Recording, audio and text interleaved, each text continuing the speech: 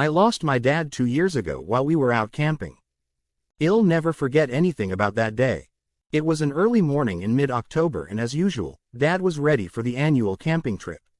"Son, get up, get dressed and let's get a move on," Dad said. My eyelids peeled open slowly as my body booted itself on. "I'm up, Pops, just got to get my gear together," I said. "Be down in 15. I lied. I got dressed, grabbed my bag and headed downstairs. Dad was outside checking the engine on the truck, and Mom was watching the news in the kitchen. "Dad said send you out when you came downstairs," Mom said. I ran over to my mother and gave her a kiss on the cheek.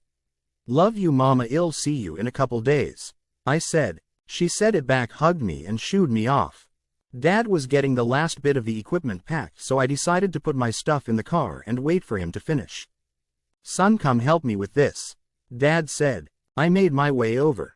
"What's wrong, Pops, you getting too old for this?" I laughed. "I'll never be too old to whoop your ass." He laughed.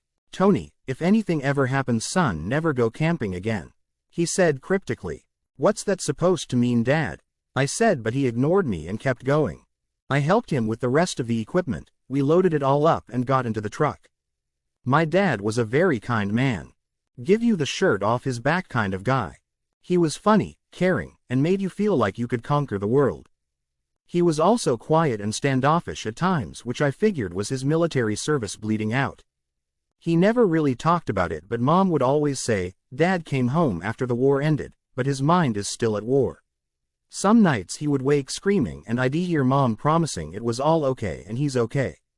But for the most part he was an amazing man who treated his family like royalty. "So kiddo, are you ready for this year's camping trip?" Dad asked. "Of course I am, Pops," I said, lying straight through my teeth, but I couldn't let him know that because it would crush him. "I'm 16 now and I have a girlfriend. This is getting to be kid stuff to me, but I love my dad and I know what this means to him." "You sure you're not upset you have to leave your little girlie back home?" he joked, brushed off the comment and sighed. He laughed and continued to drive out to the campsite.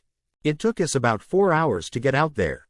It's out in the middle of nowhere, California, nothing but high trees and higher mountains. Our campsite was situated right on the side of a cliff. I began to pull the camping stuff out of the truck.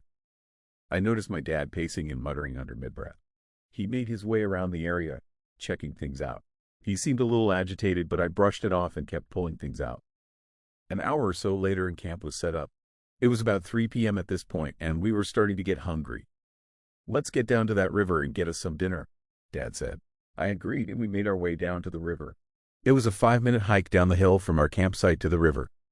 When we got down to the river, I noticed the cliff our campsite sat on overlooked it.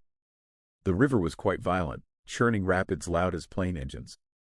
The roar could be felt in your chest. My father made his way down the river to a split off that ran into a creek. He explained the slower water was perfect for catching fish, and then he froze. Abruptly, his voice stopped. I looked over and noticed Dad was staring into the woods and whispering something to himself I couldn't make out. His eyes so glazed over, I'm surprised tears didn't begin to fall. I could hear him saying what sounded like, "this last time," but I wasn't sure. I made my way closer to my dad. "Dad, are you okay?" I said, but he didn't move an inch. I looked out into the woods but seen nothing. I reached out to grab his shirt. "Dad?" I fearfully asked, fingers outreached trembling towards him. All of a sudden he snaps out of it, twisting his head towards me, smiling. "The slower water is perfect for catching fish, son," he said, his head twisting slowly back towards the river. I was quick to notice that this episode looked a lot like the symptoms of my father's PTSD, but he immediately snapped out of it. I was creeped out to say the least. The way he turned his head back towards the water scared me a little. I've never been afraid of my father, but that scared me. "Son, hand me my fishing pole. Let's see if we can get us some grub," he said. I handed him the pole and we began to fish. We caught what seemed like 100 fish.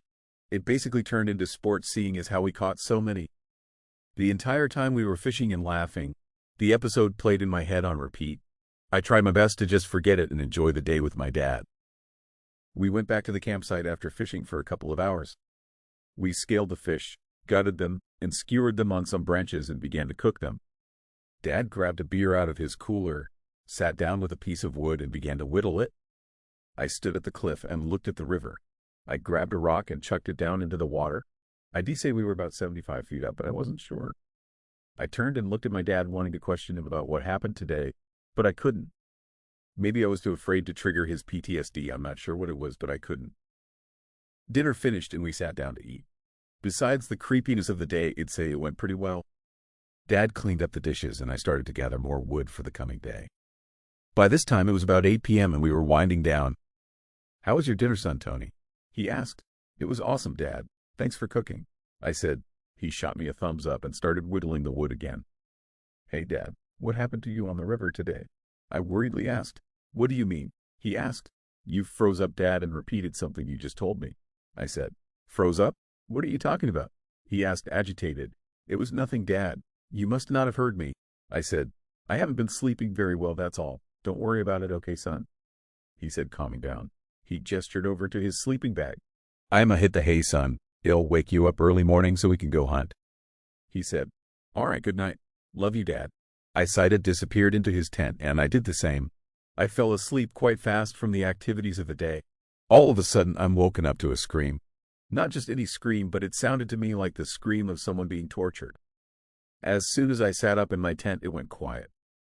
No bugs, no fire crackling, no river, nothing. I unzipped my tent slowly and stuck my head outside. It was pitch black outside except for the glow of the moon on objects. I climbed out of my tent and made my way to Dad's tent. I unzipped it and stuck my head in. "Dad, are you okay?" I said. All I could hear was my father mumbling in his sleep. My father was having a conversation with himself. "You can't take them. They're my family," he whispered. All of a sudden, a voice came out of my father that couldn't have been his own. A deep, guttural voice, almost demon-like. "I will take you. Then I will take them." It growled. I stumbled backwards out of the tent and fell to the ground. "Tony, are you okay?" Dad asked, peeking out of the tent. "Yeah, sorry, Dad, I was just checking on you," I said. "Are you okay, Dad?" I asked. He shook his head yes and told me to go back to bed. The rest of the night was calm.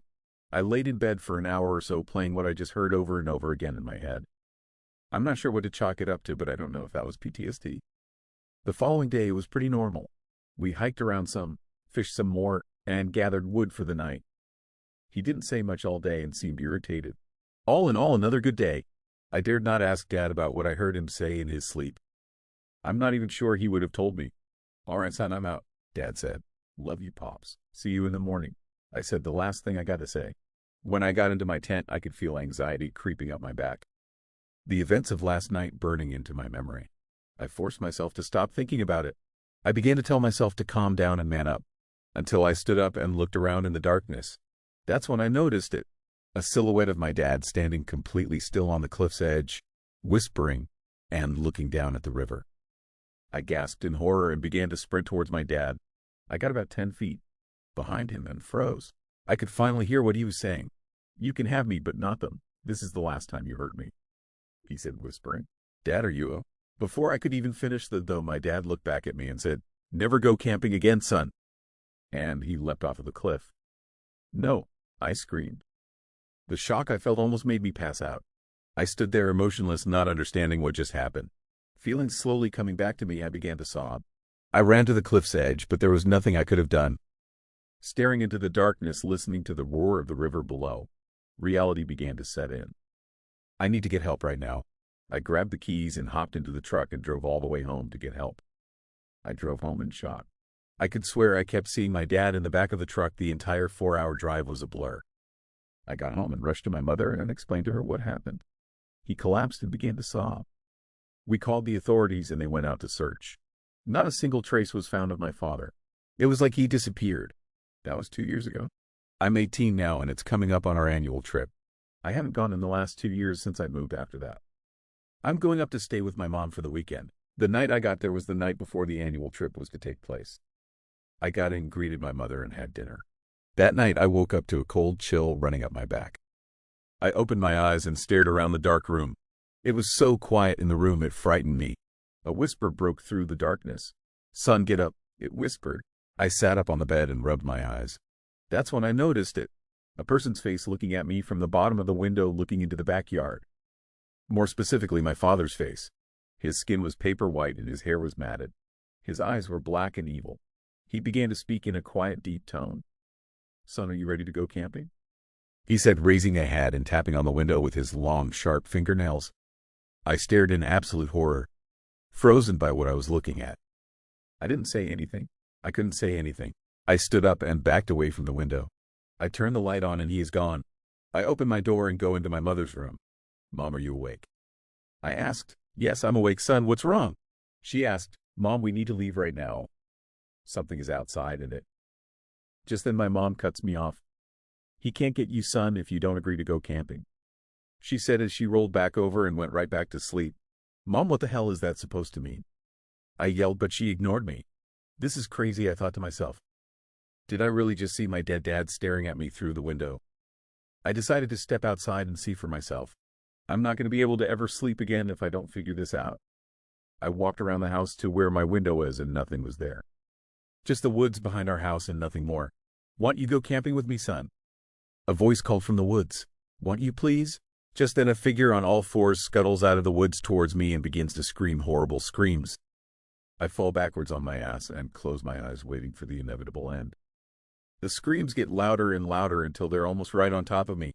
"I'm not going camping with you," I screamed at the top of my lungs, my hands covering my eyes. Silence. I pry my hands away from my face and look up, expecting to be met with some horror. Nothing was there. No sign that anything had even been there. At my feet was a small wooden cross with the words "Father and Son" carved into it. The cross my father whittled. I picked it up and keep it with me to this day. I'm not sure if I'm going crazy or not, but I'm never camping again.